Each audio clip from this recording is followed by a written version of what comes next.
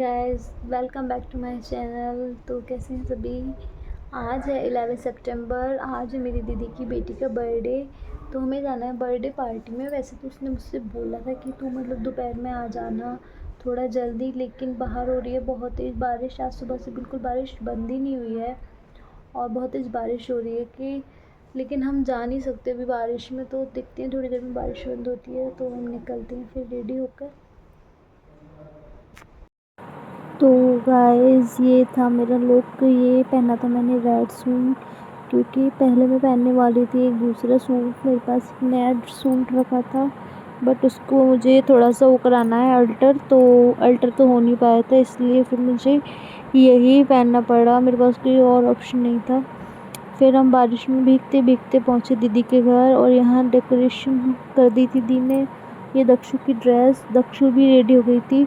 ये इस ड्रेस में बिल्कुल कंफर्टेबल नहीं थी। मतलब ये उस टाइप की बच्ची है जिसको सिर्फ ओनली टी शर्ट और लोअर या टी शर्ट स्कर्ट ये सिर्फ वही पहन सकती है। इसको ऐसे ड्रेसेस में कंफर्टेबल नहीं रहता। तो ये बिल्कुल कंफर्ट नहीं थी, बहुत ज़्यादा रो रही थी। यहाँ पे सब आ गए थे।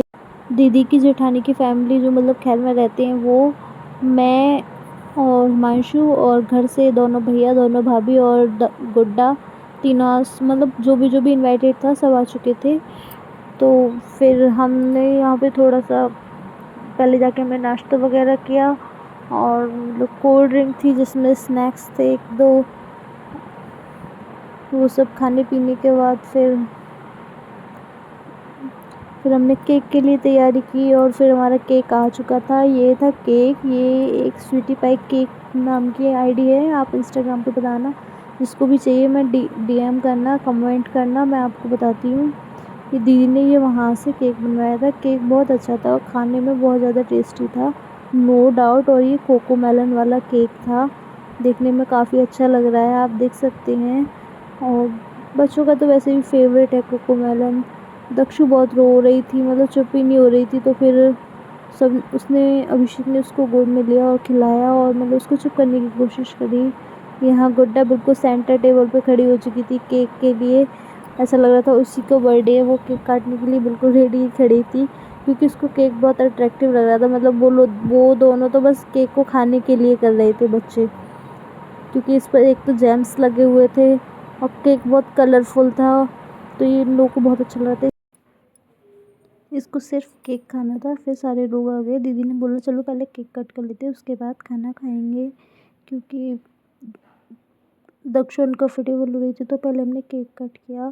पहले डिसाइड हो रहा था कौन आए। फिर दीदी जीजू ने मिलके दोनों ने केक कटवाया। दोनों आ गई, गुड्डा भी आ गई। और आप देख सकते हैं केक काटने से पहले गुड्डा ने केक टेस्ट कर लिया था, लेकिन हम उसको रोक भी नहीं सकते थे। और ये हमारा केक कट चुका है।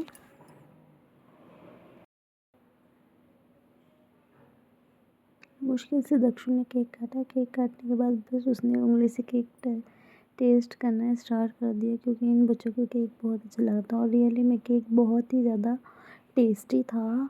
और फिर दीदी ने केक कट करने के बाद थोड़े बहुत पिक्चर्स लिए। हम लोग ज़्यादा पिक्चर्स क्लिक नहीं कर पाए, कुछ ही पिक्चर्स क्लिक किए थे। मतलब 2-3 बच्चों के ही लिए थे और किसी का कोई पिक्चर क्लिक नहीं किया, क्योंकि एक तो बहुत गर्मी हो रही थी और बारिश का मौसम था। सबको ये लग रहा था कि जल्दी हो और जल्दी हम घर जाएं, क्योंकि लेट भी हो रहा था काफ़ी, अभी खाना भी करना था। तो 9 तो बज चुके थे। फिर केक करने के बाद सबका फ़ोटो सेशन हुआ। यहाँ तीनों बच्चे मामी के साथ, मीशू, दक्षु और गुड्डा, और ये दीदी की जेठानी के बेटा है धैर्य। फिर हमने खाया खाना।